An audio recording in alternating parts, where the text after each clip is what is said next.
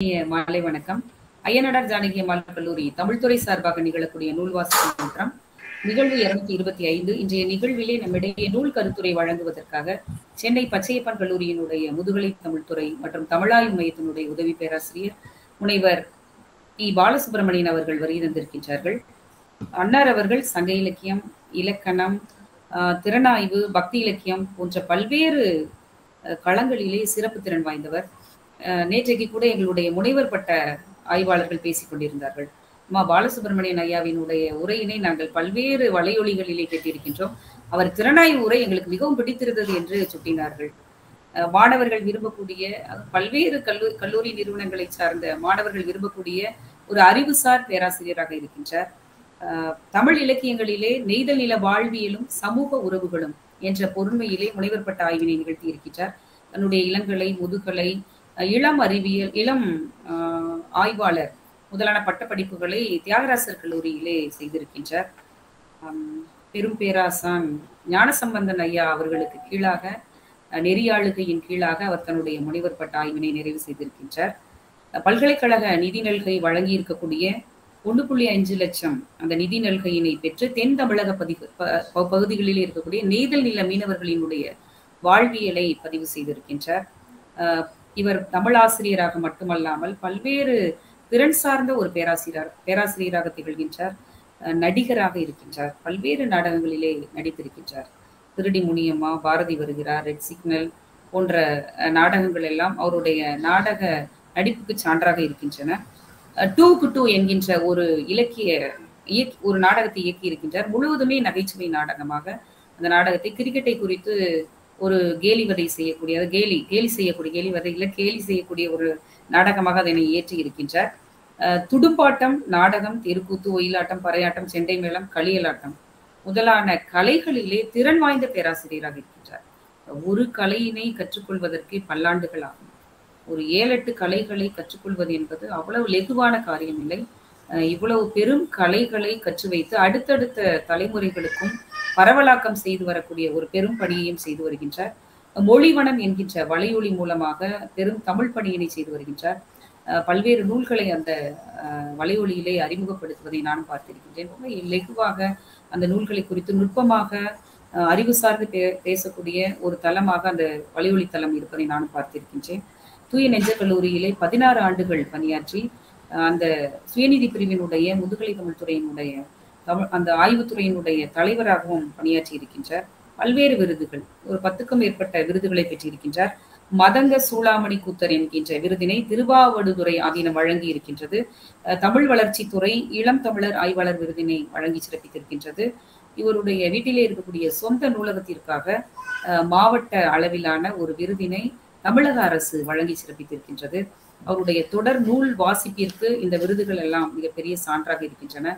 அவருடைய அந்த கலை, அவர் கற்றிருக்கக்கூடிய அந்த கலை தான் நம்ம எல்லாம் வியப்பிலே ஆழ்த்துகிறது. இன்று பேராசிரியர் பாலசுப்ரமணியன் அவர்கள் நமக்கெல்லாம் நன்கு அறிமுகமான பெரும் பேராசான், நாடக ஆசான் முனைவர் பிரபாகர் அவர்கள் எழுதியிருக்கக்கூடிய நானும் என் மாணவரும் நாடகமும் கலைவழி கற்றல் காலத்தின் தேவை என்ற நூல் குறித்து பேச இருக்கின்றார்கள். இன்று பேராசிரியர் முனைவர் பிரபாகர் அவர்களும் இணைந்திருக்கின்றார். எப்பொழுதுமே நூல் வாசிப்பு முற்றத்திலே எழுத்தாளர் அவர்களும் இணைவது என்பது ஒரு மரபு. இந்த நூல் கருத்துரை நிறைவுக்கு பின்பாக எழுத்தாளர் அவர்களும் படைப்பாளர் அவர்களும் நூலாசிரியர் அவர்களும் பேசுவது என்பது ஒரு மரபாக இருக்கிறது. எனவே பேராசிரியர் பிரபாகரன் அவர்கள் பேச இருக்கின்றார். எங்களுடைய மாணவர்களை எல்லாம் அந்த நாடக களத்திற்கு அழைத்து சென்று பல்வேறு ஆளுமை மிக்க மாணவராக மடைமாற்றம் செய்திருக்கின்றார். ஒரு சாதாரணமாக படிக்கக்கூடிய மாணவரை கூட அவனுக்குள் இருக்கக்கூடிய உள்ளார்ந்த திறன்களை வெளிப்படுத்தி மிகப்பெரிய அளவிலே நாடக கலைஞராக பேராசிரியர் பிரபாகரன் அவர்கள் உருவாக்கி இருக்கின்றார். ஒரு காசு கூட வாங்காமல் எங்களுடைய மாணவருக்கு மிகப்பெரிய கலையை கற்றுக் கொடுத்திருக்கின்றார். எப்பொழுதும் எளிமையாகவும் இனிமையாகவும் பேசக்கூடிய ஒரு மனிதர். தான் கற்றுக்கொண்டிருக்கக்கூடிய அந்த நாடக கலையை கலைட்டாஸ்கோப் நிறுவனத்தின் மூலமாக பல்வேறு மாணவர்களுக்கு அதனை பரவலாக்கம் செய்து வரக்கூடிய ஒரு பேராசிரியராக இருக்கின்றார். பணி நிறைவுக்கு பின்பாக கூட பல்வேறு நாடுகளுக்கு பயணித்து வரக்கூடிய ஒரு பேராசிரியர். இன்று அவர்களினுடைய நானும் என் மாணவர்களும் நாடகமும் கலைவழி கற்றல் காலத்தின் தேவை என்ற நூல் விமர்சனத்திற்கு வந்திருப்பது மிகவும் மகிழ்ச்சி தருகிறது ஐயா. பேராசிரியர் பிரபாகரன் அவர்களையும், நூல் கருத்துரையாளராக வருகின்றிருக்கக்கூடிய பேராசிரியர் பாலசுப்ரமணியன் அவர்களையும் பெரும் மகிழ்ச்சியோடு வரவேற்று அமைகின்றோம். இருவருமே நல்ல நண்பர்கள் என்று நினைக்கின்றேன். பாலசுப்ரமணியன் சாரை குறித்து எனக்கு தெரிந்த ஒரு 4-5 பேராசிரியர்கள், பேராசிரியர் கந்தசாமி பாண்டியன் நம்மளுடைய மேனாள் மாணவர், அவர் முதலாக தூய நெஞ்ச கல்லூரியிலே இருக்கக்கூடிய பேராசிரியர் முதலாக பல்வேறு பேராசிரியர்கள் என்னிடம் கூறியிருக்கின்றார்கள். அந்த அடிப்படையில் பிரபாகரன் சார் கூட என்கிட்ட பாலசுப்ரமணியன் சாரை குறித்து பேசியிருக்கிறாங்க. அதனால ஒரு நல்ல நட்பு வட்டத்தில் இருக்கக்கூடியவர்களினுடைய நூலை குறித்து பேச வருகை தருவது என்பது மகிழ்ச்சி தருகிறது. எங்களுடைய கல்லூரியினுடைய தமிழ்துறை இரு பெரும் பேராசான்களையும் மகிழ்ச்சியோடு வரவேற்கிறது. நன்றி. தொடக்க உரை வழங்கி சிறப்பித்த அருள்மொழி அம்மா அவர்களுக்கு நன்றி. இப்பொழுது நூல் கருத்துரைக்கான நேரம். பிரபாகர் ஐயா அவர்களினுடைய நானும் என் மாணவர்களும் நாடகமும் கலைவழி கற்றல் காலத்தின் தேவை என்ற நூல் குறித்து கருத்துரை வழங்க முனைவர் பி பாலசுப்ரமணியன் ஐயா அவர்களை சென்னை பச்சையப்பன் கல்லூரி முதுகலை தமிழாய்வுத்துறை உதவி பேராசிரியர் அவர்களை அன்போடு அழைக்கின்றேன். நன்றிங்க, நன்றி. ரொம்ப மகிழ்ச்சியா இருக்கு. ஏன்னா தென் மாவட்டங்கள்ல ரொம்ப புகழ்பெற்ற கல்லூரி ஐயனார் ஜானகி அம்மாள் கல்லூரி.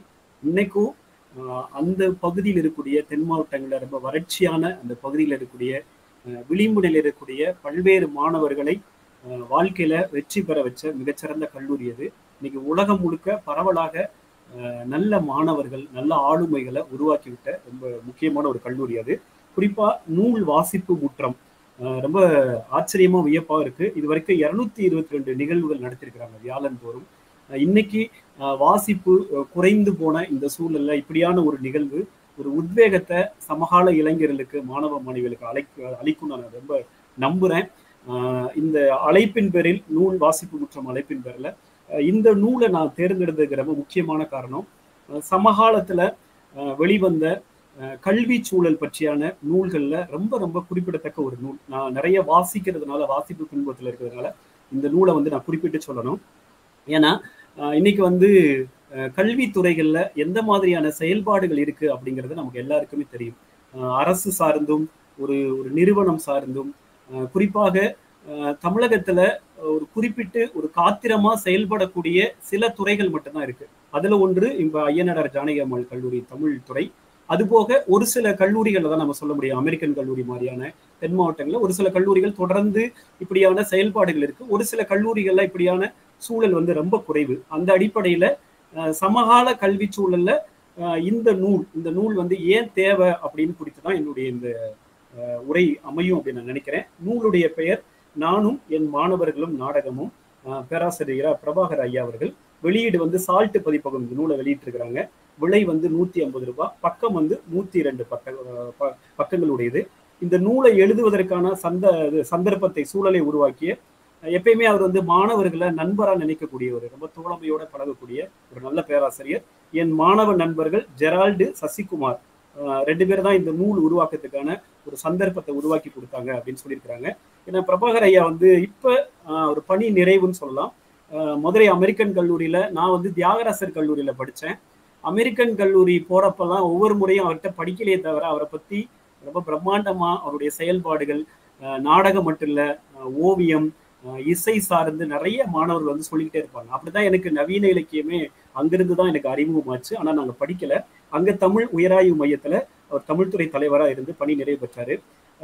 இந்த மூன்றுமே எப்பயுமே நாடகம், ஓவியம், இசை, அதோட கூடுதலாக திரைப்படம் சார்ந்தும் தொடர்ச்சியாக விவாதிக்கக்கூடிய, பேசக்கூடிய மிக முக்கியமான பேராசிரியர். ஏன்னா இப்படியான தமிழ் பேராசிரியர்களுக்கு இப்படியமான ஒரு நுணுக்கமான கலை சார்ந்த ஒரு புலம், அந்த புலம் சார்ந்த அறிவுங்கிறது ரொம்ப ரொம்ப குறைவு. பெரும்பாலும் என்ன செய்வாங்கன்னா, ஒரு பாடம் நடத்துறதுனா இலக்கியத்துல வகுப்புல நடத்துனது போக கூடுதலாக பல்வேறு விஷயங்களை பேசக்கூடிய பேராசிரியர் ரொம்ப ரொம்ப குறைவு. அதுல ரொம்ப குறிப்பிடத்தக்கவர். அதிலும் குறிப்பா நாடகம், ஓவியம், இசை, திரைப்படம் சார்ந்து உரையாற்றக்கூடிய மிக முக்கியமான பேராசிரியர். அவருடைய நூல்கள் சினிமா ஒரு அறிமுகம், அப்புறம் தமிழக வெகுசன இசையின் அரசியலும் அரசியலற்ற இசையும், அந்த நூல் குறித்து நான் பேசியிருக்கிறேன். இளையராஜா பத்தி, ஏஆர் ரஹ்மான் பத்தி அவருடைய பார்வை என்னவா இருந்ததுன்னு ரொம்ப முக்கியமான ஒரு புத்தகம் அது. அதே மாதிரி தொலைக்காட்சி தொடர்கள், அப்புறம் குறும்படங்கள், ஆவணப்படங்களுக்கு நிறைய இசையமைத்திருக்கிறாரு. குறிப்பா இன்னைக்கு மதுரையில கலைடாஸ்கோப் அப்படிங்கிற ஒரு தன்னார்வ தொண்டு நிறுவனத்தை உருவாக்கி மாற்று கல்வி, அப்புறம் கலை மற்றும் பண்பாட்டு சார்ந்த செயல்பாடுகளை மதுரை நகரத்துல தொடர்ந்து முன்னெடுத்து வருகிறார். நிறைய பேர் வந்து அங்க அவரே தனித்து செயல்படுறாரு அப்படிங்கிறது குறிப்பிடத்தக்கும். அதுக்கப்புறம் கலைஞர் நூற்றாண்டு நூலகம் வந்த பின்னாடி அங்க அவருடைய செயல்பாடுகள் இன்னும் காத்திரமாக ஒரு ஒரு இன்னும் வியந்து பேசக்கூடிய அளவுக்கு தொடர்ந்து செயல்பட்டு இருக்காரு. அப்படியான ஒரு பேராசிரியர் எழுதிய நூல் தான் இது. இதுல வந்து மொத்தம் ஒரு 27 தலைப்புகள் இருக்கு இந்த நூல்ல வந்து. ஒண்ணு வந்து கலைகள் ஏன் தேவை, இன்னைக்கு சமகாலத்துல கலையோட தேவை என்ன, இது முதல் தலைப்பு. ரெண்டாவது, அதுக்கப்புறம் இந்த கலையே கல்வியாக இருந்தா எவ்வளவு சிறப்பாக இருக்கும், அதாவது கலை கல்வியோட தேவை என்ன. மூணாவது, இந்திய கல்வியில என்ன இல்லை, என்ன குறைபாடு, இது எல்லாமே கேள்விகளா உருவாக்கி அவர் பேசுறாரு. இது வந்து அந்த நூல்ல இருக்கக்கூடிய 3வது தலைப்பு. 4வது, மாணவர்களுக்கு வகுப்பறை மட்டும் போதுமா, ஒரு ஒரு மாணவர்கள் வகுப்பறையில இருந்தா மட்டும் போதுமா, அதை தாண்டி அவங்க என்ன வந்து தெரிஞ்சுக்க வேண்டிய தேவை இருக்கு அப்படிங்கிறத 4வது தலைப்பு. 5வதுல கலை தொழில் வாழ்வாதாரம் அப்படின்னு பேசுறாரு. கலை வந்து தொழிலாக நம்ம எடுத்துக்கிட்டோம்னா அது வாழ்வாதாரத்தை கொடுக்குமா அப்படிங்கிற ஒரு பார்வை. அடுத்து, நாம வந்து பாடத்தை தாண்டி கலைகளோட வாழ்றது இன்னைக்கு காலத்தின் தேவையா இருக்கு அப்படின்னு 6வது தலைப்புல பேசுறாரு. 7வது, இன்னைக்கு இயந்திரத்தனமான கல்வி முறையும் கற்பனை வளமற்ற கல்வியாளர்கள், ஏன்னா இன்னைக்கு வந்து நிறைய இந்த NIRF, NAC இது போன்ற டாக்குமெண்டேஷன் ஆவணப்படுத்துதெல்லாம் செய்து கொண்டிருக்கிற பேராசிரியர்கள் வந்து இதை தாண்டி, அதாவது கற்பனை இல்லாத வகுப்பறைகளை வந்து எப்படி வந்து உருவாக்குறாங்க, அதனால என்னென்ன சிக்கல் வந்து இன்னைக்குள்ள சமகால மாணவர்கள் சந்திக்கிறாங்க அப்படிங்கிறத. அப்புறம் அடுத்த தலைப்பு 8வது தலைப்பு, இந்த கல்வி வந்து கலைஞர்களை உருவாக்குவதல்ல, உள்ளார்ந்த வளர்ச்சியே கலைஞர்களின் இலக்கு அப்படிங்கிற தலைப்புல ஒரு விவாதத்தை முன்வைக்கிறார். அடுத்து, எட்டாத உயரத்தில் 21ஆம் நூற்றாண்டு திறன்கள், ஒரு 4 திறன்களை எடுத்துக்கிட்டு அந்த திறன்களை வந்து இப்ப நம்ம பேசலாம். தலைப்பு மட்டும் இப்ப நான் சொல்லிடுறேன். அந்த 4 திறன்களை எடுத்துக்கிட்டு அந்த திறன்கள் வந்து இன்னைக்கு சமகாலத்துல கல்வியில என்ன தேவை அப்படின்னு பேசுறாரு. அடுத்து, மனித வளம் சாபமே வரமான கதை அப்படிங்கிற ஒரு முக்கியமான ஒரு தலைப்பு. அந்த தலைப்புல நிறைய விவாதங்களை கொண்டு வராரு. அப்புறம் சந்தை பொருளாதாரமும் அறிவு பொருளாதாரமும், இது நம்ம என்ன நினைக்கிறோம், ஒரு நூலுங்கிறது வெறுமனே நாடகத்தை மட்டும் பேசுறதை தாண்டி கல்வியில இருந்து கலை சார்ந்து தொடர்ச்சியா பேசிக்கிட்டு இதெல்லாம் பேசுறாரு. ஏன்னா சந்தை பொருளாதாரமும் அறிவு பொருளாதாரத்துடைய முக்கியத்துவம் வந்து இன்னைக்கு சமகாலத்துல என்ன அப்படின்னு ஒரு விவாதத்தை முன்வைக்கிறாரு. அப்புறம் உலகின் தலை சிறந்த பல்கலைக்கழகங்கள் அப்படின்னு ஒரு பட்டியல் போடுறாரு. இந்த பல்கலைக்கழகங்களை இந்தியாவில இருந்து ஒரு பல்கலைக்கழகம் கூட இல்லை. ஆனா என்னென்ன பல்கலைக்கழகங்கள் ரொம்ப முதன்மையா இருக்கு, அவங்க என்ன முக்கியத்துவம் கொடுக்குறாங்க அந்த பல்கலைக்கழகங்கள்ல கல்வி சூழல்ல அப்படிங்கிற ஒரு விஷயம். அடுத்து, படைப்பாற்றல், அந்த 4 திறன்கள்ல முதல்ல கிரியேட்டிவ் திங்கிங், படைப்பாற்றல் திறன் இன்னைக்கு இருக்கக்கூடிய மாணவர்களுக்கு ஏன் முக்கியம் அப்படிங்கிறத பேசுறாரு, கிரியேட்டிவ் திங்கிங். அப்புறம் பகுத்தாராய்தல், கிரிட்டிக்கல் திங்கிங். பகுத்தாய்தல்னா என்ன, பகுத்தாய்தல் மாணவருடைய அறிவு சார்ந்த திறன்ல என்ன பயன்பாட்டை கொடுக்குது அப்படின்னு. அடுத்து, கூட்டு செயல்பாடு, அதாவது குழுவாக இணைந்து செயல்படுதலுடைய முக்கியத்துவம், அது இன்னைக்கு மாணவர்கள் மனதுல கல்வி சூழல்ல என்ன மாற்றத்தை உருவாக்கும். அடுத்து, தொடர்பாற்றல், அதாவது கம்யூனிகேஷன் ஸ்கில், அது எவ்வளவு முக்கியமானது, அதை பத்தி இந்த 4 திறன்களை விரிவாக பேசுறாரு. அதுக்கு நிறைய சான்றுகளை கொடுக்குறாரு. சில உதாரணம் அப்படின்னு சொல்லிட்டு, லாரி பேக்கர் வந்து ரொம்ப குறிப்பிட்டது. இன்னைக்கு வந்து நவீன காலங்கள்ல லாரி பேக்கருடைய கட்டடக்கலை அமைப்பு வந்து நிறைய பேர் இன்னைக்கு பயன்படுத்த ஆரம்பிக்கிறாங்க. கேரளால லாரி பேக்கர் வந்து ஒரு பறவை இருந்த கூடுன்னு நினைக்கிறேன். சமீபத்தில் கூட நல்ல புத்தகம் வந்திருக்கு லாரி பேக்கரை பத்தி. அவருடைய கட்டடக்கலைகளை பத்தி பேசி, லாரி பேக்கருடைய சிந்தனை, அவர் எப்படி வந்து காந்தியத்தை கட்டடக்கலையோட இணைச்சு பேசுறாரு அப்படிங்கிறத இந்த படைப்பாற்றல் 4 திறன்களோட இணைத்து சில உதாரணங்களை கொடுத்து பேசுறாரு. அப்புறம் கட்டடங்களை நடனமான செய்த கலைஞர் பிராங்கேரியோடைய அந்த கட்டடக்கலை, அது எப்படி வந்து இந்த திறன்களுக்கு பொருந்தி போகுது அப்படின்னு ஒரு விவாதம். அப்புறம் மேக்டொனால்ட்ஸ் அவருடைய துரித உணவு பத்தியும், அப்புறம் மருத்துவர் வெங்கடசாமி அரவிந்த் கண் மருத்துவமனை அவருடைய கண் மருத்துவ சேவையும் இந்த திறன்களுக்கு சான்றா காட்டி அவருடைய வாழ்க்கையோட தொடர்புபடுத்தி அவர் எழுதியிருக்கிறாரு. ரொம்ப எளிய மொழிநடை, இது எல்லாருமே வாசிக்கலாம் அப்படிங்கிற அடிப்படையில எளிய மொழிநடை. அப்புறம் அப்படி இருந்தால் எனும் மந்திர சொல் அப்படிங்கிற தலைப்புல சில விஷயங்களை அவர் பேசுறாரு, முக்கியமான விஷயங்கள். அப்புறம் அடுத்த தலைப்பு என்னன்னா 21வது தலைப்பு, நமது பள்ளிகளை மாற்றுவோம் அப்படின்னு ஒரு நல்ல சிந்தனையோட அவருடைய கருத்தியல் சார்ந்த ஒரு பார்வையை பதிவு செஞ்சிருக்கிறார். நமது பள்ளிகளை மாற்றுவோம். அப்புறம் நமது சமூகம் கலை வறட்சி கொண்டதா, ஏன் நம்மகிட்ட வந்து கலை என்பது வறட்சி சார்ந்த ஒரு மனநிலையில செயல்பட்டு கொண்டிருக்கிறதா அப்படிங்கிற ஒரு கேள்வியோட. அப்புறம் அடுத்து என்ன அப்படின்னா, நாடகம் ஏன் இப்படி சூழல்ல நாடகம் வந்து ஏன் கல்வி துறை சார்ந்த புலங்கள்ல ஏன் தேவைப்படுது, அதனுடைய பயன்பாடு என்ன. நாடகம் எனும் எளிய கலை அப்படின்னு 24வது தலைப்புல பேசுறாரு. நாடகம் எனும் எளிய கலை. இந்த எளிய கலை என்ன தாக்கத்தை வந்து சமூகத்துல உருவாக்குது அப்படிங்கிறது பேசியிருக்கிறாரு. அப்புறம் நமது வகுப்பறைகளில் என்ன நடக்கிறது, அதே மாதிரி குறிப்பா அதுல செயல்வழி கற்றல் ஏதாவது இருக்குதா அப்படின்னு ஒரு கேள்வி. அப்ப நம்ம வகுப்பறைகளில் என்ன நடக்கிறது அப்படின்னு இதுல நிறைய பேசுகிற போது முன்னாடி கூட அதுல பேசியிருப்பாரு ஐயா அவர்கள் நூல்ல.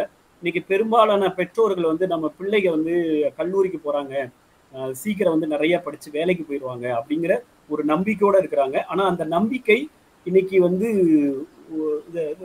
சரியாக உள்வாங்கப்படுகிறதா, உண்மையாகவே அந்த நம்பிக்கை காப்பாற்றப்படுகிறதா அப்படிங்கிறத கேள்விக்குறியாக வச்சிருக்கிறாங்க அந்த விஷயம். அப்புறம் ஒரு பயிலரங்கம் என்னும் பகுப்பு முறை அப்படின்னு 26வது தலைப்புல அவர் பேசுற விஷயம்.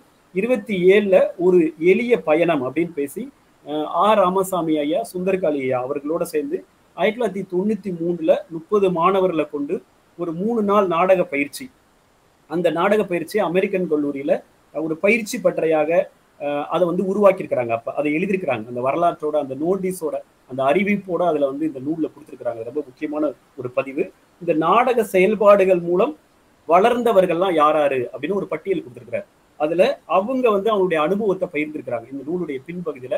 அதுதான் இந்த நூலுடைய பலம்னு நினைக்கிறேன். ஏன்னா என்னுடைய மாணவர்கள் யாராரு, அவங்க இன்னைக்கு சமகாலத்துல என்ன செயல்பாடுகளோட இருக்கிறாங்க அப்படின்னு ஒரு பட்டியல். முதல்ல வந்து சண்முகராஜா சாரு, அவர் நிழல் நாடக குழு, இன்னைக்கு ஒரு மிக முக்கியமான இந்த டெல்லி தேசிய நாடக பள்ளியில படிச்சுட்டு இன்னைக்கு முக்கியமான திரைக்கலைஞர். அதை தாண்டி நிறைய பயிற்சி பட்டறைகளுக்கான பயிற்றுனராக தொடர்ந்து செயல்பட்டு இருக்கிறாரு. அப்புறம் அனீஸ் அவர்கள் மிக முக்கியமான இயக்குனர், அமெரிக்கன் கல்லூரியில படித்தவர். அவரு அமெரிக்கன் கல்லூரியில் இருந்த நாடக செயல்பாடுகள், அப்புறம் பிரபாகர் ஐயா பத்தி அவர் நாடகம் மூலமா கற்றுக்கொண்டது, இன்னைக்கு சிறைத்துறை சார்ந்த ஒரு இசைக்குழுவை தமிழகத்துல உருவாக்கி இருக்கிற அளவுக்கு அனீஸ் அவர்கள் வளர்ந்துருக்கிறாங்க. ஏற்கனவே ஒரு படம் எடுத்துட்டாரு, திருமணம் என்னும் நிக்கான்னு. இப்போ ஒரு படம் வந்து அவர் இயக்கிட்டு இருக்காரு.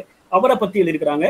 அவரு இன்னைக்கு வந்து இந்த அமெரிக்கன் கல்லூரியில அங்க படிச்சுட்டு நாடக செயல்பாடுகள் எழுதியிருக்கிறாரு. அப்புறம் ராஜேஷ் பாலச்சந்திரன் தேசிய நாடக, ஏன்னா அமெரிக்கன் கல்லூரியில பாடம் தாண்டி இதுல வெறும் தமிழ் துறை மட்டுமல்லாம பிற துறை மாணவர்களும் இந்த செயல்பாடுகள்ல இருந்து இன்னைக்கு திரைத்துறை மட்டுமல்லாம இன்னைக்கு தமிழ்நாடு இந்தியா முழுக்க இருக்கக்கூடிய பல்வேறு நாடக குழுவுக்கு பயிற்றுனராக இருக்கிறாங்க. ரொம்ப பிரம்மாண்டமான பயிற்சி கொடுத்து நிறைய மிகப்பெரிய முக்கியமான நடிகர்களுக்கு பயிற்சி கொடுக்குற அளவுக்கு வளர்ந்துருக்கிறாங்க. அது இன்னொரு முக்கியமான வரலாறு என்ன சொல்லலாம் அப்படின்னா, என்எஸ்டி நேஷனல் ஸ்கூல் ஆஃப் டிராமால இதுவரைக்கும் இந்தியாவில் அமெரிக்கன் கல்லூரியில படித்த மாணவர்கள் மட்டுமே 6 பேர் வந்து தேர்ந்தெடுக்கப்பட்டு இன்னைக்கு தமிழகம் இந்தியா முழுக்க மிக முக்கியமான பயிற்றுனராக இருக்கிறாங்க அப்படிங்கிறது ஒரு பெரிய கொண்டாட்டம் சார்ந்த ஒரு விஷயம். இது வேற எங்கேயுமே இப்படியான ஒரு சூழல் வந்து நடக்கல. அந்த வரலாறையும் அதில் சேர்த்து வந்து எழுதியிருக்கிறாங்க. அப்புறம் பாரதி இருளாண்டி, திருநாவுக்கரசு, பூமிநாதன், இவங்க எல்லாமே என்எஸ்டி நேஷனல் ஸ்கூல் ஆஃப் டிராமால டெல்லியில படிச்சவங்க. இன்னைக்கும் சென்னையில மிக முக்கியமான நாடக பயிற்றுனராக இருக்கிறாங்க. வடிவேல், ஆனந்தகுமார், அப்புறம் சதீஸ்வரன், ஜான்சி, ராஜன், ஜோன்ஸ் எபனேசர், அன்னலட்சுமி, சுவேதா தங்கவேல், மாதவன், இப்படி அடுத்து ஹரிபாபு வந்து இப்ப சமீபத்தில் ஐயா கூட இணைஞ்சு மிக சிறப்பாக அவர் வந்து கடைசியில அகம் திறக்கும் சாவின்னு ஒன்று எழுதியிருக்கிறாரு, ஒரு தனி தலைப்புல எழுதியிருக்கிறாரு. இதெல்லாம் நாடக பயிற்சி பட்டறையுடைய முக்கியத்துவத்தை அவரும் பேசியிருக்கிறார், அந்த கட்டுரையில பேசியிருக்கிறாரு. ஏன்னா அது வந்து கேம்பஸ் தியேட்டர்னு சொல்லுவாங்க, அதாவது கல்லூரி வளாக நாடக செயல்பாடுகள் அப்படிங்கிறது இன்னைக்கு சமகாலத்துல முன்னெடுக்கப்பட வேண்டிய தேவை இருக்கு அப்படிங்கிறத இந்த நூல் வந்து ரொம்ப வலியுறுத்தி பேசுது. இதுல ஒவ்வொரு தலைப்புகளையும் அவர் விவாதிக்கிற அந்த விஷயங்கள் வந்து ரொம்ப ரொம்ப முக்கியமான விஷயங்களாக நான் பார்க்கிறேன். ஏன்னா கலைகள் ஏன் தேவையில்லை, அவர் வந்து இந்த கலை வறட்சி சார்ந்த சூழல் ஏன் ஏற்பட்டது அப்படிங்கிறதுக்கான சூழலை வந்து விளக்கி சொல்றாரு. ஏன்னா இன்னைக்கு கலைகள் மூலமாக கற்றல் கற்பித்தல் அப்படிங்கிற அந்த தொடர் செயல்பாட்டை நிகழ்த்தக்கூடிய முன்னெடுப்புகளை மிக சிறப்பாக பேசுறாரு. அதுவும் கலைங்கிறது என்ன அப்படின்னா உடலையும் மனசையும் குரலையும் ஒருங்கிணைக்கிற மிக முக்கியமான வடிவம்ங்கிறது இந்த நாடகம். அப்ப அது என்ன பண்ணுது, இந்த பயிற்சிகள் மூலமாக கலை மூலமாக நம்ம உள்ள வருகிற போது அவர் பாடம் சார்ந்து வாசிப்புக்கு ஒரு பெரிய உதவியா இருக்குன்னு அப்படிங்கிறதையும் பேசுறாரு. ஏன்னா அது மட்டுமல்ல, கலைங்கிறது இந்த சமூகத்துல எப்படி ஒரு மனிதன் வந்து நேர்மையா உண்மையா வாழ வேண்டியது இருக்கு, அறத்தோட வாழ வேண்டியது இருக்கு அப்படிங்கிறத இந்த நாடக செயல்பாடுகள் மூலமாக அவன் வந்து வாசிப்புக்கு முன்னாடி வருது. இந்த சமூகத்தை புரிஞ்சுக்கிறது, ஆண் பெண்ணுடைய வேறுபாடுகளை எப்படி உள்வாங்கிறது, இந்திய சமூக கட்டமைப்பு எப்படி இருக்குன்னு உள்வாங்கிறது, இது எல்லாமே இந்த கல்வியோட சேர்த்து வந்து நம்ம வந்து தெரிந்து கொள்கிறோம் அப்படின்னு இதுக்குள்ள வலியுறுத்தி நிறைய பேசுறாரு. அதே மாதிரி இந்த இந்திய கல்வியில் என்ன இல்லை அப்படிங்கிறது முக்கியமான ஒரு கட்டுரை. அது நிறைய கேள்விகளை உருவாக்குறாரு. ஏன்னா ஆசிரியர்கள் பாடங்களை அவர் முக்கியமாக சொல்ல வேண்டியது என்னன்னா, பாடத்தை தவிர வேற என்ன புதுசா கத்துக் கொடுக்குறாங்க, மாணவர்கள் என்ன புதுசா கத்துக்கிறாங்க அப்படிங்கிறது. அப்ப தொடர்ச்சியாக வாசிக்கிற செயல்பாடு இன்னைக்கு சமகாலத்தில் இருக்கிற ஆசிரியர்களுக்கு தேவை. அதுவும் குறிப்பா என்னன்னா, வெறுமனே சங்க இலக்கியம் மட்டும் இல்லாம சமகால இலக்கியங்களை வாசிக்க வேண்டிய தேவை இருக்கு அப்படிங்கிறதையும் இடையிடையே ஐயா பேசுறாங்க. நான் ஏற்கனவே சொன்ன மாதிரி வெறும் இலக்கியம் மட்டும் இல்லாம நாடகம், இசை, ஓவியம், திரைப்படம். ஏன்னா திரைப்படம் இன்னைக்கு சமகாலத்துல ரொம்ப முக்கியமான ஒரு கலை வடிவம். இந்த கலை வடிவம் அவருடைய செயல்பாடுகள்ல ரொம்ப முக்கியமானது. நிறைய படங்களை ஸ்கிரீன் பண்றது, மாணவர்களுக்கு ஸ்கிரீன் பண்ணி அதை விவாதத்துக்கு முன்னெடுத்து பேச வேண்டிய சூழல் ரொம்ப முக்கியம் அப்படிங்கிறதையும் இடையிடையே உள்ள ஐயா அவர்கள் பேசுறாங்க. அதே மாதிரி கலைங்கிறது வாழ்வாதாரமா இருக்கா, தொழிலா இருக்கா அப்படிங்கிறத ஒரு ஒரு மிக முக்கியமான ஒரு டிஸ்கஷன். ஏன்னா நிறைய நாடுகள்ல, உலக நாடுகள்ல எப்படியான கல்வி சூழல் இருக்கு அப்படிங்கிறதையும் பேசுறாரு. அதோட தாண்டி அந்த திறன் பாருங்க, எட்டாத உயரத்தில் 21ஆம் நூற்றாண்டு திறன்கள். அதுல ரொம்ப முக்கியமா இந்த 4 திறன்களை ரொம்ப தேவையாக சமகாலத்துல கத்துக் கொடுக்க வேண்டியது இருக்கு அப்படிங்கிறதுக்கு பேசுறாரு. அந்த படைப்பாற்றல், பகுத்தாய்தல், கூட்டு செயல்பாடு, தொடர்பாற்றல், அதை பத்தி நிறைய பேசுறாரு. ஏன்னா படிப்பறிவே இல்லாம வேலையற்றவர்களாக இந்தியாவில் 3.4%, பள்ளி படிப்பு முடித்து வேலையற்றவர்கள் அப்படின்னு 18.4%, பட்டப்படிப்பு முடித்து வேலையற்றவர்கள் 29.1% ஒரு பட்டியலோட அதை பேசுற விஷயம் முக்கியமான விஷயம் அது. அதே மாதிரி இன்னைக்கு இந்த நவீன ஊடகங்கள் எப்படி தடையா இருக்கு, அதை எப்படி உள்வாங்கலாம் அப்படிங்கிறதுக்கும் இந்த நாடக செயல்பாடு எப்படி பயன்படுத்துங்கிறதையும் பேசுறாரு. அதே மாதிரி உலகத்துல மிக முக்கியமான 10 பல்கலைக்கழகங்கள் அமெரிக்கால இருக்கு, சிங்கப்பூர்ல 1, பிரிட்டன்ல 4, உலகின் தலை சிறந்த பல்கலைக்கழகங்கள் 20ல எந்தெந்த நாடுகள் இருக்குங்கிற ஒரு பட்டியல் கூட. சீனால 1, சுவிட்சர்லாந்துல 1, ஆஸ்திரேலியால 3, அந்த பட்டியலோட அவர் கொடுத்திருக்கிறாரு. அது ரொம்ப முக்கியமான ஒரு பதிவு. அதே மாதிரி இந்திய கல்வி நிறுவனம் ஒன்று கூட முதல் 300 இடங்களுக்கு இதுவரைக்கும் வரல அப்படிங்கிற ஒரு சர்வதேச பட்டியலையும் ஐயா அவர்கள் நூல்ல வெளியிட்டு இருக்கிறாங்க. அதே மாதிரி நிறைய வரைபடங்கள் இருக்கு. அதே இந்த பிரெயின், மூளைங்கிறது லெப்ட் ரைட்ல என்னென்ன பிரெயின்ல என்னென்ன செயல்பாடுகள் இருக்கு, மனித மூளையை முழுமையாக பயன்படுத்துவதை நோக்கி அப்படின்னு ஒரு அழகா ஒரு விஷயம் அவர் எழுதியிருக்கிறாரு. அதே மாதிரி படைப்பாற்றல வால்ட் டிஸ்னி பத்தி அவர் பேசின அந்த விஷயம், இது எல்லாமே இந்த நூல்ல நிறைய வரைபடங்கள். ஏன்னா தொடர்பாற்றல்ல பாக்குறப்ப உற்று நோக்கல், பகிர்தல், ஊடக அறிவு, மொழி சார்ந்த பற்று, கவனிக்கிறது, பேசுறது, எழுதுறது, இதெல்லாம் எப்படி இந்த நாடக கூட்டு செயல்பாடுக்குள்ள ஒரு ஒரு மிக முக்கியமான பயன்களை கொடுக்கறதுங்கிறத அவர் பேசியிருக்கிறாரு. நிறைய சான்றுகள், அதுவும் குறிப்பா வெங்கடசாமி அவர்களை பற்றி அரவிந்த் கண் மருத்துவமனை அதை பத்தி ரொம்ப சிறப்பா எழுதியிருக்கிறாங்க. அவருடைய ஆரம்ப கட்டம் ஏன்னா புனைகதைகளை விஞ்சும் திருப்பங்களை உடையது மருத்துவர் வெங்கடசாமி அவர்களின் வாழ்வு அப்படின்னு அவர் எழுதுன அந்த பதிவு ரொம்ப முக்கியமான ஒரு பதிவு. இன்னைக்கு அதனுடைய செயல்பாடுகள் நமக்கு தெரியும்.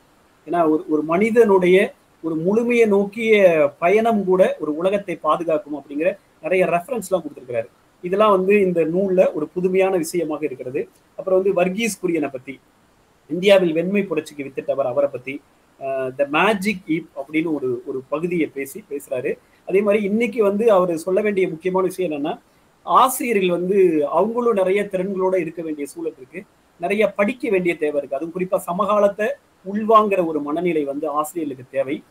அதுவும் இன்னைக்கு நமக்கு தெரியும் மாணவருடைய செயல்பாடுகள் எவ்வளவு இன்னைக்கு எல்லாமே ரொம்ப வெளிப்படையா பேச வேண்டிய ஒரு போஸ்ட் மாடர்னிசம் சார்ந்து எல்லாத்தையும் உடைச்சு பேசுற, எல்லாத்தையும் புரிந்து கொள்கிற ஒரு சமூகத்துக்கு நம்ம வந்திருக்கிறோம். அப்ப அவங்களை எப்படி நம்ம ஹேண்டில் பண்றது, எப்படி அரவணைச்சு பண்றது அப்படிங்கிறத முழுக்க முழுக்க கேம்பஸ் தியேட்டர், அதாவது வளாகம் சார்ந்த ஒரு அரங்குடைய முக்கியத்துவம் எந்த அளவுக்கு கல்வி சூழல்ல, கல்வி புலத்துல மிக சிறப்பான பணியை செய்யும் அப்படிங்கிறதான் இந்த நூலுடைய ரொம்ப முக்கியமான ஒரு பகுதியாக நான் பார்க்கிறேன். அதுவும் அதுல நிறைய அந்த நாடகம் சார்ந்த பயிற்சிகளுடைய படங்கள்லாம், ஏன்னா இப்பவும் கொடைக்கானல்ல ஒரு 3 நாட்கள் நினைக்கிறேன் இப்பவும் நடக்குது. இன்னைக்கு தமிழ் துறை மாணவர்களை ஒரு 3 நாட்கள் தமிழகத்துல, இந்தியாவில் இருக்கக்கூடிய மிக முக்கியமான நாடக பயிற்சியாளர்களை கூட்டிட்டு போய் அங்கேயே தங்கியிருந்து, இரவு பகலா தங்கியிருந்து பல்வேறு, அதாவது திரையிடல், அப்புறம் விவாதம், அப்புறம் நாடக பயிற்சி, அது ஒரு பெரிய மாற்றத்தை கொடுக்குதுன்னு பல பேர் இன்ன வரைக்கும் சொல்லியிருக்கிறாங்க. கேம்பஸ் தியேட்டருடைய ஒரு வெளி இடத்துக்கு, ஏன்னா வெறுமனே கேம்பஸ் தியேட்டர்னா அந்த கல்லூரி வளாகங்களே இல்லாம வெளியில, அதுவும் குறிப்பா ஆண் பெண்ணோட இணைந்து செயல்படுதுங்கிறது மிக முக்கியமான ஒரு செயல்பாடு. ஏன்னா இன்னைக்கு அதன் மூலமாகவும் நம்ம நிறைய கத்துக்கிறோம். இன்னமும் அமெரிக்கன் கல்லூரி தமிழ் துறையில இந்த கொடைக்கானல்ல அந்த 3 நாட்கள் நடக்கக்கூடிய அந்த பயிற்சிங்கிறது ரொம்ப முக்கியமான பயிற்சி. அந்த பயிற்சி என்னெல்லாம் கொடுக்குதுன்னு அவர் வந்து ஐயா எழுதியிருக்கிறாங்க. ஏன்னா குரல் வந்து ஒரு 38%, வார்த்தைகள் 7%, உடல் மொழி பாடி லாங்குவேஜ் ஒரு 55%, இது எல்லாமே வரைபடத்தோட போட்டிருக்கிறாரு. ரொம்ப ரொம்ப முக்கியமான ஒரு விஷயம். இது வந்து என்ன செய்யுதுங்கிறத கொடுத்திருக்கிறார். ஒண்ணு, இது வந்து கவனத்தை ஒருமுகப்படுத்துது, இந்த நாடகம்ங்கிற எளிய கலை. அப்புறம் கற்பனை ஆற்றலை உருவாக்குது. அப்புறம் மனதையும் உடலையும் வந்து ஒருங்கிணைக்குது, உற்று நோக்க வைக்குது, சமூகத்தை உற்று நோக்க வைக்குது. அப்புறம் எடுத்தாளுதல், அடாப்டேஷன். அப்புறம் வந்து புதிதளித்தல், அது வந்து இம்ப்ரோவைசேஷன். அதை பத்திலாம் வந்து ஒரு வரைபடத்தோட ஐயா அவர்கள் கொடுத்துருக்காங்க. இது வந்து நாம கண்டிப்பாக தெரிந்து கொள்ள வேண்டிய மிக முக்கியமான விஷயம். ஏன்னா வளாகத்துக்குள்ள பேசாத சில விஷயங்களை, மாணவர்கள் தயங்குற பல்வேறு விஷயங்களை வந்து நாம வந்து இந்த மாதிரியான பயிற்சி சார்ந்த சூழல்களை நம்ம பேசிக்க முடியும் அப்படின்னு நாம வந்து உள்வாங்க முடியும். இவ்வளவு விஷயங்கள் இந்த நூல்ல வந்து பேசப்படுது. ஏன்னா நேரம் 7:30 வரைக்கும் தான் போட்டிருக்காங்கன்னு நினைக்கிறேன். ஐயா அவர்களுக்கும் பேசுறதுக்கு வாய்ப்பு. ஆனா முழுசா சொல்லிட்டேன்னா இந்த நூலை நீங்க வாங்கி படிக்க மாட்டீங்க. கண்டிப்பா இந்த நூல் வந்து நீங்க வாங்கி படிக்கணும். ரொம்ப ரொம்ப முக்கியமான நூல். கட்டாயமா ஒவ்வொரு மாணவர்களும், ஒவ்வொரு ஆசிரியரும், அதாவது பள்ளி மட்டும் இல்லாம கல்லூரி, பல்கலைக்கழகங்கள் இருக்கக்கூடிய பேராசிரியர்கள் அனைவரும் சமகாலத்துல வாங்கி வாசிக்க வேண்டிய ரொம்ப ரொம்ப முக்கியமான. நான் நிறைய இடங்கள்ல இந்த FDP சார்ந்த ஆசிரியர் திறன் மேம்பாட்டு பயிற்சி எங்கேயாவது பேச கூப்பிட்டாங்கன்னா அடிக்கடி இந்த நூலை வந்து நான் ரெஃபரன்ஸா வந்து திரும்ப திரும்ப மேற்கோளா காட்டிட்டே இருக்கிறேன். இந்த நூலை எழுதி சமூகத்திற்கு அளித்த பிரபாகர் ஐயா அவர்களுக்கும், தொடர்ந்து அவருடைய அந்த கலைடாஸ்கோப் வழியாக இன்னும் நிறைய செயல்பாடுகளை நாங்கள் எதிர்பார்க்கிறோம். பல்வேறு மாணவம், ஏன்னா நான் வந்து அவருக்கு அது படிக்கலே தவிர நேரடியா அவருடைய செயல்பாடுகள் இருந்து இப்பவும் தொடர்புல இருக்கிற ஒரு நபர். தொடர்ந்து நிறைய செயல்பாடுகளை பல்வேறு மாணவர்களை உருவாக்கிட்டே இருக்கிறாரு. அவருடைய செயல்பாடுகள் இன்னும் வந்து நீடிக்கணும் அப்படின்னு நான் விரும்புகிறேன். வாய்ப்புக்கு நன்றி, வணக்கம். நன்றிங்க ஐயா. ஒரு மாறுபட்ட ஒரு நூல், அது நூல் குறித்ததான ஒரு அழகான ஒரு பார்வை. ஏன்னா சமுதாய கல்வி சூழல் இன்றைய சமகாலத்தில் இருக்கக்கூடியதை குறித்த ஒரு அழகான நூலை ஐயா அவர்களுடைய பார்வையிலும் அவருடைய எடுத்துரைப்பிலும் சிறப்பாக எடுத்து பேசினார்கள். உள்ளார்ந்த வளர்ச்சி தான் கல்வியினுடைய நோக்கமாக இருக்க முடியும். எனவே அந்த நோக்கத்தை மையப்படுத்தி அந்த கட்டுரைகள் எல்லாம் அமைந்திருப்பதை அவருடைய பேச்சிலிருந்து நாம் அறிந்து கொள்கின்றோம். ஏன்னா கல்வி கலையிலிருந்து எவ்வாறு விலகி செல்கின்றது, அப்படி செல்கின்ற கல்வியினால் பயனற்ற ஒரு சூழல் எப்படி இருக்க முடியும் என்றெல்லாம் மிக அழகுற எடுத்துரைத்து இங்கே பேசினார்கள். பச்சையப்பன் கல்லூரியினுடைய பேராசிரியர் பி. பாலசுப்ரமணியன் ஐயா அவர்களுக்கு நன்றியை தெரிவித்துக் கொள்கிறோம். நன்றிங்க ஐயா. நூலாசிரியர் ஐயா அவர்கள், பல்துறை வித்தகர் பிரபாகர் ஐயா அவர்கள் இணைந்துள்ளார்கள். பயணத்தில் இருந்தாலும் கூட வாய்ப்பு இருக்கின்ற சூழலில் இந்த நூல் குறித்து, நூல் உருவாக்க சூழல், அதனுடைய அனுபவ சூழல் குறித்து ஐயா அவர்கள் நம்மோடு சற்று உரையாடினால் சிறப்பாக இருக்கும். பிரபாகர் ஐயா அவர்களை அந்த நூல் குறித்து கருத்து பேச வருமாறு அன்போடு அழைக்கின்றேன்.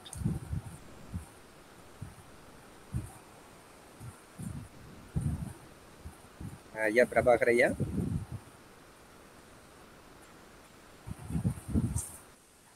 நான் பேசுறது கேக்குதா? கேக்குதுங்க. கேக்குதுங்க, பேசலாம். நன்றி. முதல்ல இந்த நூலை வந்து ஒரு விமர்சனத்துக்காக எடுத்துக்கொண்டமைக்கு முதல்ல நான் வந்து ஐயனாடார் ஜானகி அம்மாள் கல்லூரியினுடைய இந்த தொடர் செயல்பாட்டுக்கு என்னுடைய வாழ்த்துக்களை தெரிவித்துக் கொள்கிறேன். பாலசுப்ரமணியன் சொன்னது மாதிரி இது ஒரு பெரிய முயற்சி தான். 200க்கும் மேற்பட்ட வாசிப்பு நிகழ்வுகளை நடத்தியிருக்கிறீங்க. அதுலேயும் பார்த்தா ஒரு 30 பேருக்கும் மேலே ஒரு மாலை நேரத்தை ஒதுக்கி கேட்கறது இன்றைய சூழ்நிலையில் இது ரொம்ப எனக்கே ரொம்ப நம்ப முடியாத ஒரு விஷயமா தான் இருக்குது. அதனால் இந்த நூல் அறிமுகம் வந்து ஒரு சிறப்பான நிகழ்வாக போயிட்டுருக்கு. அந்த வகையில் இந்த நிகழ்வை பொறுத்தளவில் பொதுவாக தமிழ்நாட்டில் வந்து எழுதுகிறவர்களுக்கு இருக்கக்கூடிய மிகப்பெரிய மனக்குறை என்னன்னா, அவங்க எழுதின நூலை பற்றி எந்த விதமான விமர்சனங்களும் பெரும்பாலும் வராது. பெரும்பாலும் அதுக்கான சூழ்நிலைகள் ரொம்ப கம்மி. அப்போ உண்மையிலேயே ஒரு கிணத்துல போட்ட கல் மாதிரி அப்படியே கிடக்கும்.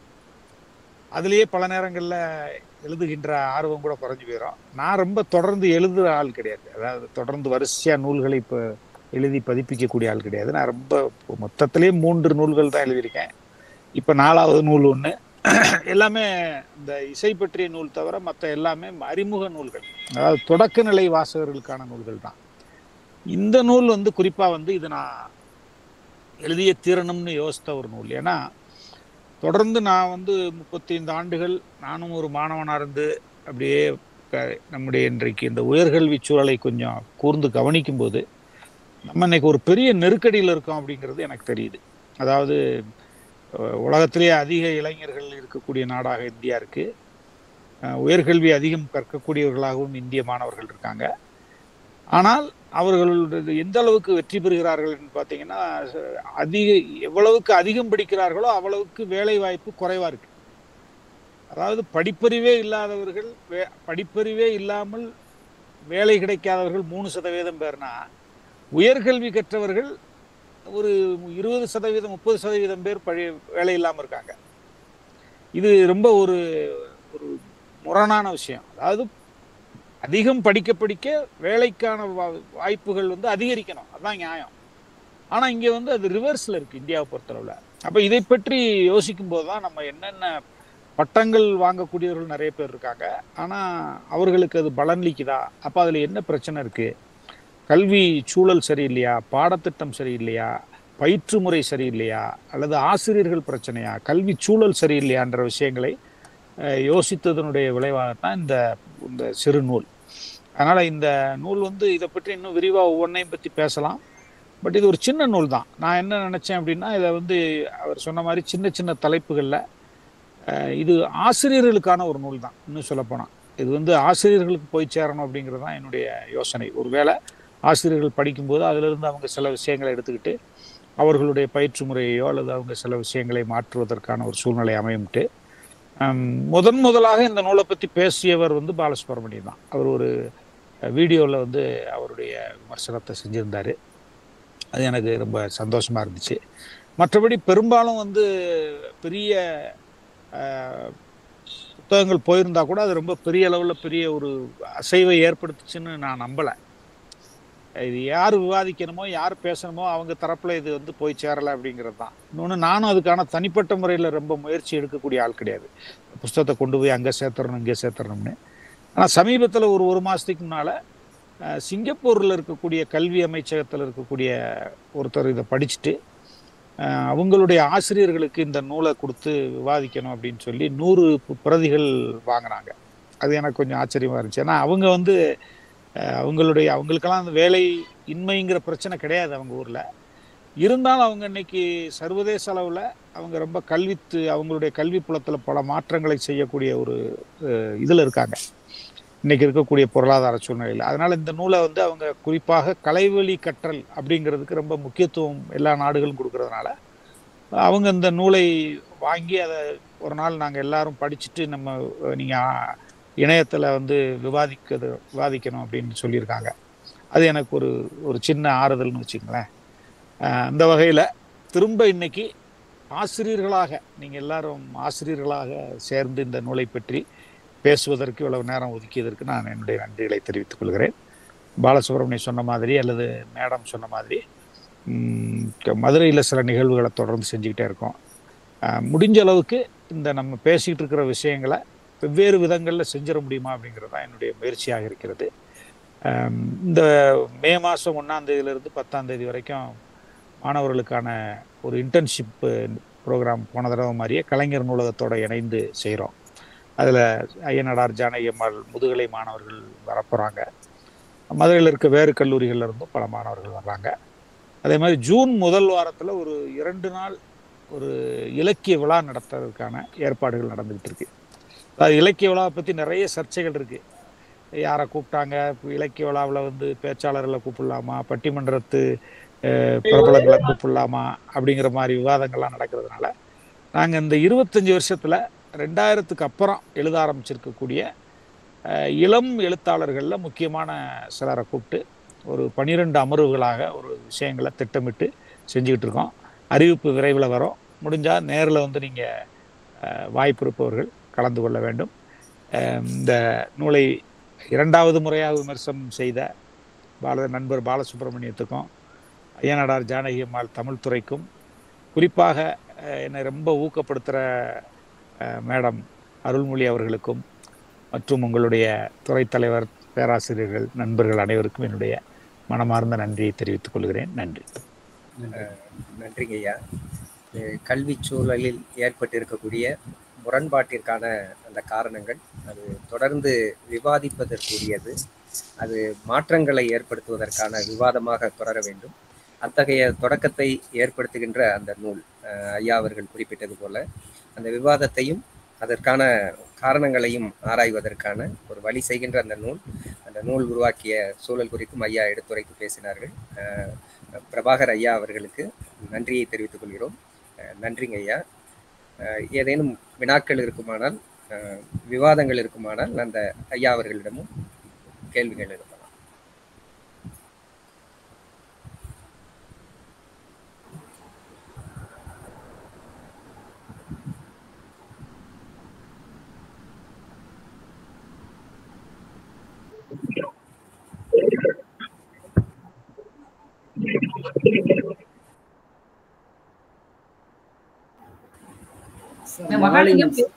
பேச முயற்சி பண்றேன். அதான் ஏதோ கேள்வி முயற்சி பண்றேன். இந்த நூல் குறித்து ஏதேனும் கேள்வி? ஐயா வணக்கம். மகாலிங்கம். சொல்லுங்க ஐயா. இப்பதான் வந்தேன், நான் வேற ஒரு மீட்டிங்ல இருந்து ஜாயின் பண்ணேன். எனக்கு இந்த புத்தகம் இப்பதான் நான் பரிச்சயமாச்சு. இப்பதான் அதை பத்தின ஒரு சிந்திப்பு போயிட்டு இருக்கு, வாசிக்கணும் அப்படின்றது. எனக்கு அந்த டைட்டில் மேலதான் எனக்கு இந்த சமூகத்துல இருக்கக்கூடிய அந்த கல்வியார் கலை இந்த விஷயம் தான். இப்போ நான் கற்று வந்த சூழல் வேற மாதிரியான ஒரு பகுப்பாய்வு சூழல்ல இருந்துச்சு. அப்போ இங்க ஓவராலா பார்க்கும்போது நீங்க சொன்ன கலை கல்வியை விட்டு போறது அப்படின்ற அந்த ஒரு புரிதல்ல நம்ம புரிஞ்சுக்கிற போது இங்க ஆசிரியர்கள் ஒரு பெரும் தேக்க நிலையும், இது சொல்றதுனால தவறான்னு இல்லை, பட் இங்க பலதரப்பட்ட சூழல் நம்ம பார்க்கும்போது அப்படி புரிஞ்சுக்கிட வேண்டிய தேவை இருக்கு. ஒரு போதாமை ஏற்படுது.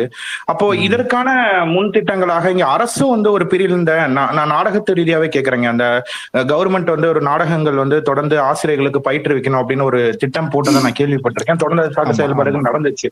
அப்போ அதனுடைய முன்னெடுப்புகள் அடுத்து எப்படிங்க நகர்த்தப்படுது? இது என்னதான் ஆயிட்டு இருக்கு? ஒரு ஹிடனாவே இருக்கிற மாதிரி ஒரு ஃபீலா இருக்கு எனக்கு. அது சார்ந்த விடயங்கள் எப்படி போயிட்டு இருக்கு அப்படின்றதுக்காண்டி கேக்குறேங்க. இல்ல, அது ரொம்ப நம்ம சொல்லிக்கிற மாதிரி இல்லை. ஏன்னா கண்டிப்பாக இந்த விஷயங்கள் அரசு முன்னெடுத்து அதை ஒரு பெரிய இயக்கமா செஞ்சாதான் இது நடக்கும். இப்ப எனக்கு ஒரு பெரிய ஆச்சரியம், சமீபத்தில் நான் ஸ்ரீலங்கா போயிருந்தேன். இலங்கையில ஒரு சில பல்கலைக்கழகங்களுக்கு விசிட் பண்ணும்போது ஒரு நுண்கலை இது இதுல இருக்கு, மட்டக்களப்புல விபுலானந்தர் நுண்கலைகள் கல்லூரின்னு ஒரு கல்லூரி இருக்கு. அங்க நாடகம், இசை, ஓவியம், இந்த 3 டிபார்ட்மெண்ட் தான் அங்க இருக்கு. ஒவ்வொரு டிபார்ட்மெண்ட்லயும் 400 மாணவர்கள் படிக்கிறாங்க. அதாவது 4 வருஷம் அங்க. ஒவ்வொரு வருஷத்துலயும் 100 பேர். அப்ப நாடகம் படிக்கிறவங்க 400 பேர் அங்க இருக்காங்க. ஸ்ரீலங்கா எவ்வளவு சிறிய கண்ட்ரின்னு உங்களுக்கு தெரியும், சின்ன நாடுங்கிறது தெரியும். இதே மாதிரி யாழ்ப்பாண பல்கலைக்கழகத்திலையும் ஒரு நாடகத்துறை இருக்கு. அப்புறம் பேராதனை பல்கலைக்கழகத்திலையும் நாடகத்துறை இருக்கு. அப்ப எனக்கு ரொம்ப ஆச்சரியமா இருந்துச்சு. அப்ப கேட்கும்போது என்ன சொன்னாங்கன்னா, அங்க எல்லா பள்ளிகள்லையும் நாடக ஆசிரியர் இருக்காங்க, எல்லா பள்ளிகளையும் இசை ஆசிரியர், ஓவிய ஆசிரியர் இருக்காங்க. அதனால இவங்க எல்லாருமே அங்க வேலை வாய்ப்பு பெறதுக்கான சூழ்நிலை இருக்கு. அப்ப இங்க நம்ம இன்னைக்கு மாணவர்களுக்கு பேச முடியல, செய்ய முடியல, கிராமத்து மாணவர்கள் அப்படிங்கிறப்ப இன்னைக்கு நம்ம பள்ளிக்கூடங்கள்ல அதுக்கான தேவைகள் மிக மிக அதிகமா இருக்கு. ஆனா தமிழ்நாட்டுல எங்கேயுமே நாடகம் படிக்க முடியாது. நல்லா யோசிச்சு பாருங்க. தமிழ்நாட்டுல தஞ்சாவூர் பல்கலைக்கழகத்துல மட்டும்தான் நாடகத்துறை இருக்கு. அங்கேயும் ஆராய்ச்சி துறை தான் நினைக்கிறேன், யூஜி பிஜி கிடையாது. அப்ப இப்பத்தான் முதன்முறையாக மதுரையில ஒரு நுண்கலை கல்லூரி ஆரம்பிக்க போறாங்க. அதுல ஒரு நாடகத்துறை ஆரம்பிக்கிற ஒரு பேச்சுவார்த்தை நடந்துகிட்டு இருக்கு. அது இந்த ஜூன்ல இருந்து ஒருவேளை அது செயல்பாட்டுக்கு வரலாம். வந்தாலும் எப்படி வரவேற்பு இருக்குன்னு தெரியாது. ஏன்னா நாடகத்தை படிச்சு என்ன செய்யுங்கிற கேள்வி வருது இல்லையா? அதனால இதை முதல்ல அரசு உணரணும். நம்ம கல்வி இப்ப தமிழ்நாடு பல விதங்கள்ல முன்னணியில தான் இருக்கும், அதுல சந்தேகமே இல்லை. இந்தியாவிலேயே 57% உயர்கல்விக்கு போற ஒரே மாநிலம் தமிழ்நாடு தான். மற்ற மாநிலங்கள்லாம் 27% தான் +2 முடிக்கக்கூடிய மாணவர்களுடைய எண்ணிக்கை. ஆனா நம்முடைய தரத்தை பற்றி நம்ம தொடர்ந்து பேச வேண்டிய கட்டாயம் இருக்கு. இப்ப அது நம்ம எல்லாருக்குமே தெரியும். கிராமப்புற பள்ளிக்கல்விங்கிறதுல நிறைய பிரச்சனைகள் இருக்கு. அந்த பள்ளிக்கல்வியில் இருக்க பிரச்சனைகளை சரி செய்வதற்கு நம்ம கலைவழி கற்றலை ஊக்குவிக்க வேண்டியிருக்கு. அப்போ இதை நீங்களும் நானும் தனிப்பட்ட முறையில் நான் மதுரையில் சில விஷயங்களை செய்கிறேன், பாலசுப்ரமணியம் சென்னையில் செய்கிறாரு, சிவகாசியில் இவங்க கல்லூரியில் செய்கிறாங்கன்னா அது பத்தவே பத்தாது. அரசு அதை ஒரு தீவிரமாக எடுத்து அதுக்கான விஷயங்களை இது பண்ணி அதுக்கான வேலை வாய்ப்புகளை உருவாக்கி அது எப்படி பலனளிக்குதுங்கிற ஒரு இதையும் வந்து செஞ்சாதான் அது சரியாகும்.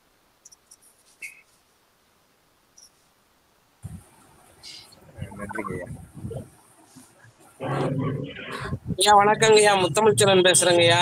சொல்லுங்க முத்தமிழ் செல்வன். கடந்த 3 ஆண்டுகளாக எங்க மாணவர்களுக்கு சரியா நல்ல பயிற்சி கொடுத்தீங்க. அந்த அனுபவம் உண்மையாவே எங்களுடைய மாணவர்களுக்கு மிகச்சிறந்த பயிற்சி கல்லூரியிலையும் கொடுத்தீங்க, உங்களுடைய கலை ஸ்கோப்லையும் கொடுத்தீங்க. அந்த இதை ஐயா பாலசுப்ரமணியா மிக அழகாக நேர்த்தியாக உங்களுடைய நூலை பண்ணியிருக்கிறாங்க. ரொம்ப சிறப்பா இருந்துச்சு. ரொம்ப ரொம்ப நன்றிங்க. நன்றி நன்றி நன்றி நன்றிங்கய்யா. நன்றி. ஐயா அவர்களோடு பயிற்சி பெற்ற அந்த மாணவர்கள் கூட இப்பொழுது இந்த நிகழ்வில் இணைந்து கேட்டுக்கொண்டிருக்கிறார்கள். ஐயா அவர்களுடைய அந்த நூலுக்கும் அந்த நூல் குறித்த கருத்துரை எடுத்து பேசிய பாலசுப்ரமணியன் ஐயா அவர்களினுடைய கருத்துக்கும் நன்றி. நிறைவாக நன்றி உரை வழங்குவதற்கு தமிழ்துறை உதவி பேராசிரியர் சிவஞானம் அவர்களை அன்போடு அழைக்கின்றேன்.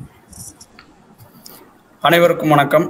சிவகாசி ஐயனடார் ஜானகி அம்மாள் கல்லூரியின் தமிழ்துறை சார்பாக நிகழும் பன்னாட்டு அளவிலான நூல் வாசிப்பு முற்றம் நிகழ்வு 222. இந்நிகழ்வினை நாங்கள் தொடர்ந்து நடத்துவதற்கு அனுமதி அளித்த எம் கல்லூரி தாளாளர், முதல்வர் உள்ளிட்ட பெருந்தகைக்கு நன்றி. தொடக்க உரையாற்றி சிறப்பு விருந்தினரை அறிமுகம் செய்த முதுகலை தமிழ்துறை தலைவர் முனைவர் அருள்மொழி அம்மா அவர்களுக்கு நன்றி. இளநிலை தமிழ்துறை தலைவர் முனைவர் சந்திரகுமார் ஐயா அவர்களுக்கு நன்றி. இன்றைய நூல் கருத்துரையாளராக நம்மிடையே சென்னை பச்சையப்பன் கல்லூரியின் முதுகலை தமிழாய்வுத்துறை உதவி பேராசிரியர் முனைவர் பி பாலசுப்ரமணியம் அவர்கள், பேராசிரியர் ஈரா பிரபாகரன் எழுதிய நானும் என் மாணவர்களும் நாடகமும் கலைவழி கற்றல் காலத்தின் தேவை என்னும் நூல் குறித்து சிறப்புரையாற்றினார். கல்வி சூழல் சார்ந்த பின்புலத்தை மையமாக கொண்டு நூலினை தேர்வு செய்து கொண்டமை, 27 தலைப்புகளில் 102 பக்கங்களை கொண்ட பணுவல், ஜெரால்டு சசிகுமார் ஆகியோரின் பின்புலத்தை அடிப்படையாக கொண்டு நூல் உருவாக்கம் பெற்றமை, நூலாசிரியர் பற்றியும் அவர் எழுதிய நூல்கள் பற்றியும் எடுத்துரைத்தமை, கலைகள் ஏன் தேவை, கலையே கல்வியின் தேவை, இந்திய கல்வியில் என்ன குறைபாடு, மாணவர்களுக்கு வகுப்பறைகள் மட்டும் இருந்தால் போதுமா, கலை தொழில் வாழ்வாதாரம், கலைகளோடு வாழ்தல், கற்பனை வளமற்ற ஆளுமைகள், உள்ளார்ந்த வளர்ச்சியே கலைஞர்கள், மனித வளம் சாபமே வரமான கதை, சந்தை பொருளாதாரமும் அறிவு பொருளாதாரமும், உலகில் தலை சிறந்த பல்கலைக்கழகங்கள், படைப்பாற்றல் திறன், பகுத்து ஆராய்தல், கூட்டு செயல்பாடு, தொடர்பாற்றல், சில உதாரணம், கட்டிடக்கலையை நடனமாடச் செய்த கலைஞர்கள், அப்படி இருந்தால் என்னும் மந்திர சொல், நமது பள்ளிகளை மாற்றுவோம், நமது சமூகம் வறட்சி கொண்டதா, நாடகம் ஏன், நாடகம் எனும் எளிய கலை, நமது வகுப்பறையில் என்ன நடக்கிறது, ஒரு எளிய பயணம், நாடக செயல்பாடுகள் மூலம் வளர்ந்த ஆளுமைகளின் அனுபவ பகிர்வு போன்ற தலைப்புகளில் நூலை கட்டமைத்து கொண்டதை எடுத்துரைத்தமை, கல்லூரி வளாக நாடகம் குறித்த தேவையினை வலியுறுத்தும் நூலாக சுட்டிக்காட்டியமை, கலை ஒரு மனிதனை பண்படுத்தும் என்றமை, ஆசிரியர் மாணவர்களுக்கு இடையேயான கல்வி தவிர்த்த தேவைப்பாடுகள், சமகால தேவைகளாக படைப்பாற்றல், பகுத்து ஆராய்தல், கூட்டு செயல்பாடு, தொடர்பாற்றல் குறித்து எடுத்துரைத்தமை, அமெரிக்கா, சிங்கப்பூர், ஆஸ்திரேலியா, சீனா போன்ற நாடுகளில் உள்ள முக்கியமான பல்கலைக்கழகங்களை எடுத்துரைத்தமை, எண்ணற்ற வரைபடங்களை கொண்டு நூலை செம்மையாக்கியமை, இந்தியாவின் வெண்மை புரட்சிக்கு வித்திட்ட வர்கீஸ் பற்றி கூறியமை, ஆண்கள் பெண்களோடு இணைந்து செயல்படுதலின் முக்கியத்துவம், கவனம், உற்றுநோக்கல், எடுத்தாளுதல் போன்ற நிலைப்பாடுகளில் நாடகம் தனித்துவம் பெறுதல் குறித்தெல்லாம் ஆய்வு நோக்கில் அணுகி தெளிவாக உரையாற்றிய தங்களின் உரைத்தரத்திற்கு நன்றிகள் ஐயா. இந்நிகழ்வில் நூலாசிரியரும் இணைந்து கல்வி கற்ற மாணவர்களின் எண்ணிக்கைக்கு ஏற்றாற்போல் வேலை வாய்ப்பில் முக்கியத்துவம் பெறாத முரண்பாடுகளை அடித்தளமாக கொண்டு ஆசிரியர்களை மையப்படுத்தி நூல் உருவாக்கம் பெற்றதையும் நூலுக்கான சூழல் குறித்தும் உரையாற்றியமைக்கு நன்றிகள் ஐயா. தொடர்ந்து நூல் வாசிக்கும் நிகழ்ச்சியில் பயணிக்கின்ற மலேசியாவை சேர்ந்த முனைவர் அருள்நாதன், திரு மேகவர்ணன் ஜெகதீசன், சிங்கப்பூரை சேர்ந்த முனைவர் ரத்தின வெங்கடேசன், திரு மேஜர் இளங்கோவன், திரு கோவிந்தராஜன், திரு சவுந்தரபாண்டியன், திரு ஆறுமுகசாமி, திரு ராமசாமி ஐயா போன்றோருக்கும் நன்றிகள். இந்நிகழ்வில் இணைந்துள்ள உள்நாடு மற்றும் வெளிநாடு வாழ் தமிழ் ஆர்வலர்கள், பேராசிரியர்கள், ஆய்வு மாணவர்கள் உள்ளிட்ட அனைவருக்கும் நன்றி.